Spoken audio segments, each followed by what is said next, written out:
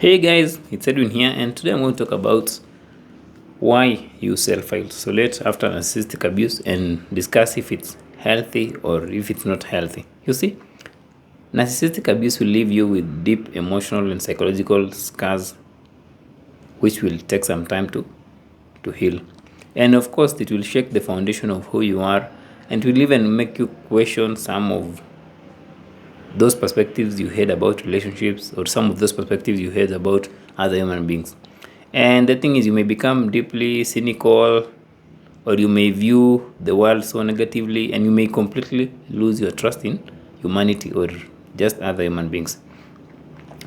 And it will drive you to isolate or to just keep yourself, stay indoors or try to isolate from others, because this is the time where you try to piece together the things you've been put through by someone who once claimed that they loved you.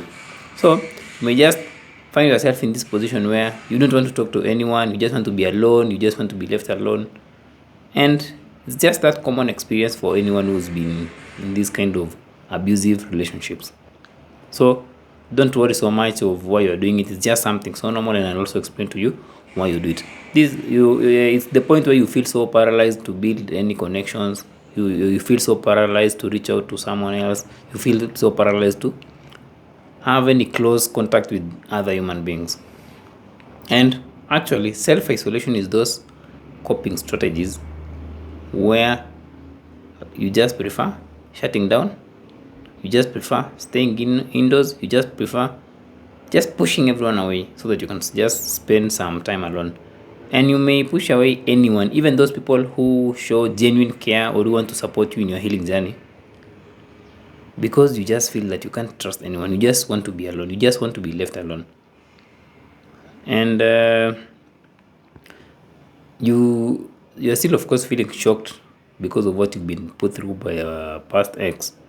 And the best thing for you to do is just this feeling of let everyone just stay away, and then you just stay alone in the room. So, and the thing about narcissistic abuse is it's a hidden form of abuse, and few people may even believe you. As I talked in my past video, like your friends may not believe you, your family may not believe that you're in an abusive relationship, because it mostly happens in secret. It's hidden. And you may also choose to self-isolate so that you can avoid those people who ask those complex questions. Because something with friends and family, they may ask some complex questions like, what happened? Why couldn't you say something earlier? Or they may make remarks like, you looked happy together. And all these things will be so triggering to you and so hurtful to you. They may, of course, not believe you. They may not even believe you are a victim of abuse. And some may even be siding with your ex-partner, because your ex-partner is, of course, quite persuasive and manipulative, and they know their way. They have this superficial charm. So you choose to push them away. Another thing is the relationship will weaken your self-esteem, or it will weaken your sense of self. And this in itself will make you shy away from your friends, because you'll be afraid of standing up or being yourself in front of your friends, because you'll view yourself as this failure. You'll have this sense of guilt and shame, like you are so ashamed. You once talked about your partner being perfect, and then now your partner turned out to be someone who hurt you. So you'll just choose a way to stay away from your friends, because you don't want to talk about it. You also don't want them to judge you and criticize you for your failed relationship or for your failed marriage. So self-isolation is not that bad. And it will even give you a break from all those triggering situations, from all those hurtful situations. And it will even provide you with an element of being in control, because when you isolate, very few things, it's more like we are dealing with very few things in your life. So it will give you this element of control in your life, something you've never had or you never had in that toxic relationship. So what are some of the signs that you may be isolating after narcissistic abuse? The first one is, of course, distancing yourself from your previous friends and family, because you want to avoid the possibility of those triggering conversations or them asking those complex questions. So you just push them away. The other thing is you become so emotionally detached from others. And this stems from a belief that you can't trust anyone or no one is to be trusted. You just know that, you just feel that if you build trust with even some of your friends, they'll betray you or they'll harm you. The other one is you spend majority of your time indoors. If it's not indoors, you are either working but no other activities, no other like co-curricular activities, no other like spending like engaging in your hobbies. It's just home, work, home, work, home, work. You just avoid people. And then the other thing is you may be also be afraid of reaching out for support or reaching out to your support system, even in times of hardship. Even when you are broke or when you are sick, you're just afraid to reach out to your friends because you're just isolating. And then the other thing is you will always cancel those important events or social gatherings because you do not to interact with those people. You want to avoid anything which involves human interactions. You just want to be alone. You just want to be left alone.